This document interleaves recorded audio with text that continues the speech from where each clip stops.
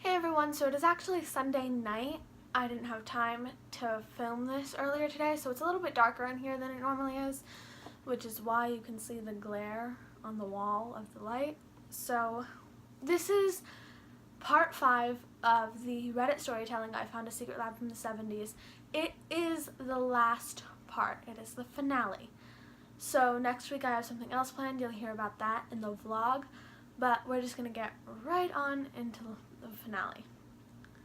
The screams alone were enough to drive me to the brink of madness as I sprinted down the rubber street of the hellish suburbia.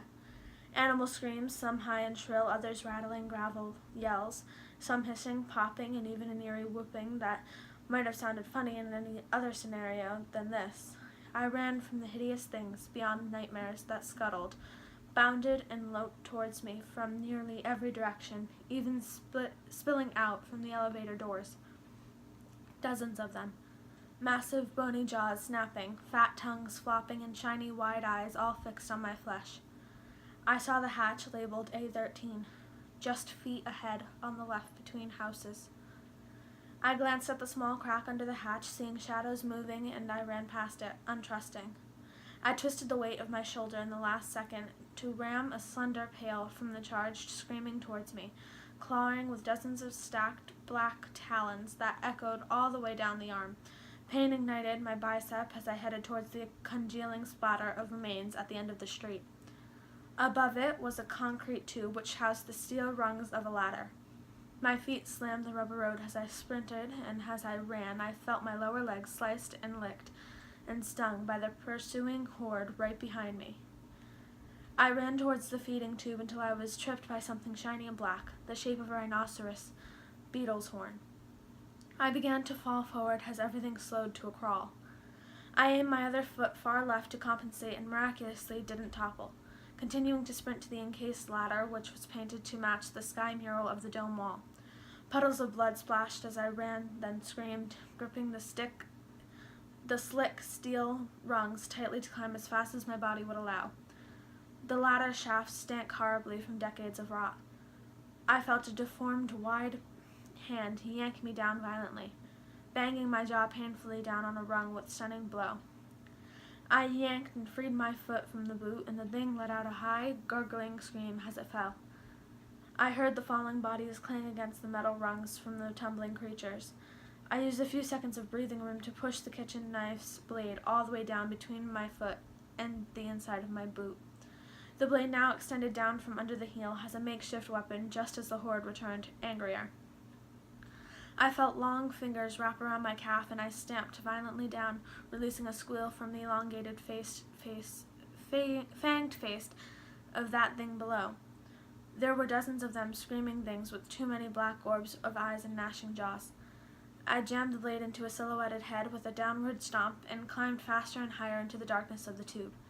Some of the rungs were slippery with blood, and climbing in the darkness became increasingly difficult. I finally reached the top hatch from which that man had been feeding them, and my beating heart sank down into my stomach.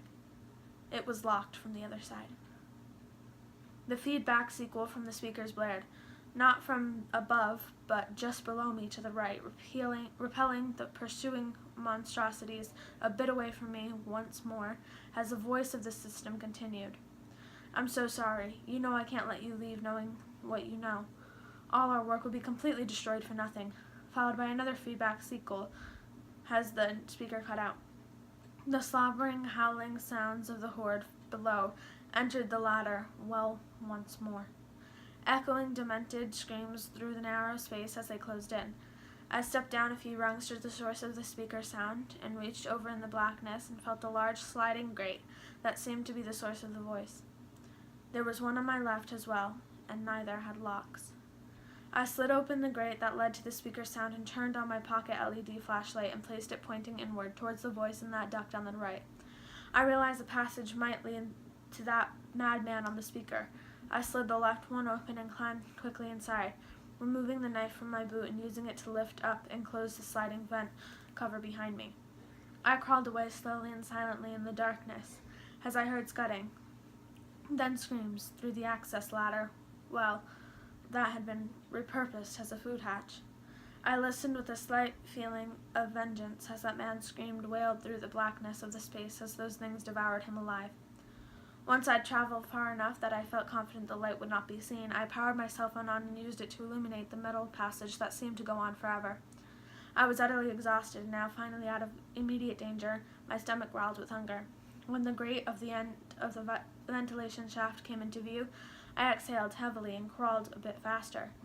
It was the same sliding kind of the others, and I listened intently, phone screen off to make sure I wasn't seen. Content, I turned it back on, startled by the large face in front of me, a massive, painted portrait on the opposite wall. It was the familiar face of that man who'd left me to die in the suburban shelter, far younger and smiling as he held the test tube, but clearly him. Wood paneling and a groovy rug of swirled hues of blue decorated the space, filled with lava lamps and stereo receivers, speakers, and a turntable. His office looked more like a swinger's lounge than an office. I spotted the light switch, flicking it on to see the black light-lit black velvet paintings of topless women. From the looks of it, his office had been untouched for the past 40 years. I did love that swanky carpet, but the rest was a bit tacky. I shuffled through papers on his desk, reading a bit before switching off the lights and opening the one wooden door as quietly as possible. I heard saliva-filled heavy breathing in the dim hallway that door opened to. There was just one small guide light in the hall ahead. Glowing orange rings trailed down a hall of elevators. Hope flooded back into my heart as I saw the sign labeled Ground Exit. Another hatch. All I had to do was get by that shadowy shape, scuttling low to the ground with far too many limbs.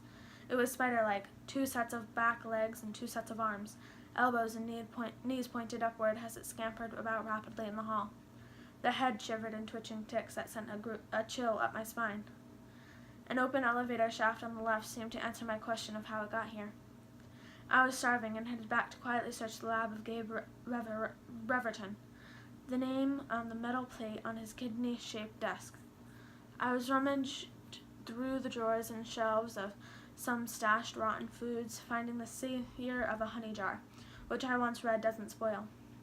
I forced down the entire container, licking my fingers and scouring the shelves for more food, but finding none.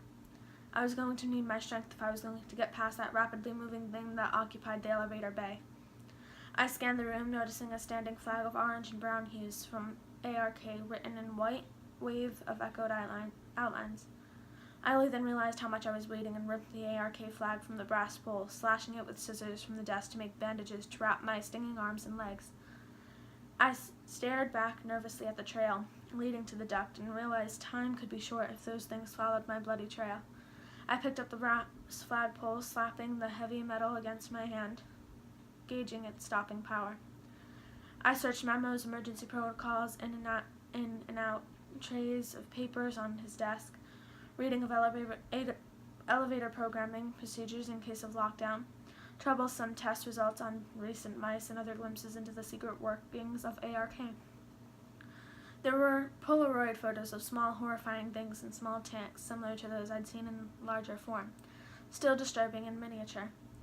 I found a finances sheet and was amazed at the $500,000 cost of the most basic anti-radiation package offered, which grew after shelter property rental, ration packages, and water, power, and heating fees.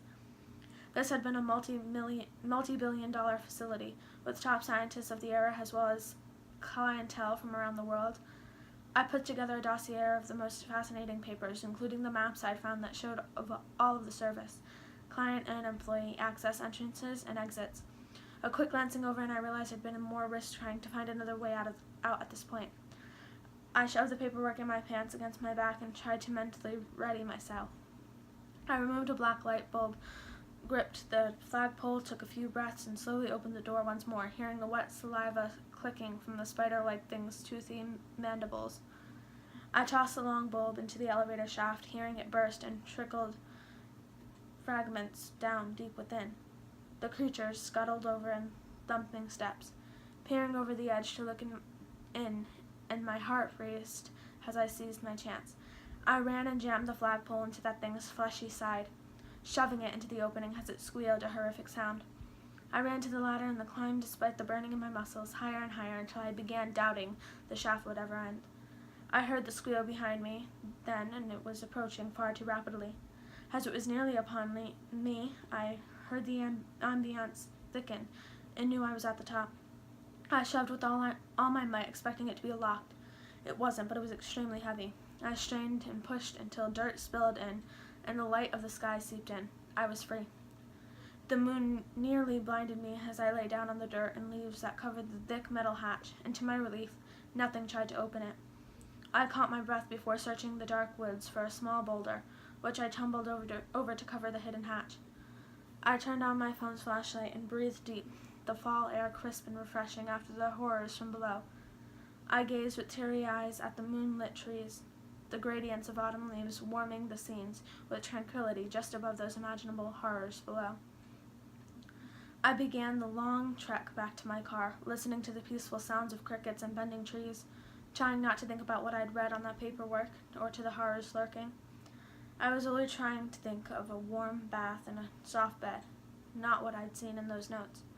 Trying not to think about the joint founders, Gabe, Barbara, and Calvin, and their 3 other facilities. Okay, everyone, so that was the last part of the I Found a Secret Lab from the 70s. It was a very interesting story. Again, I'm going to put this part in a playlist, so if you missed the others, go check that out. And I hope you have a great rest of your night. I'll see you next time.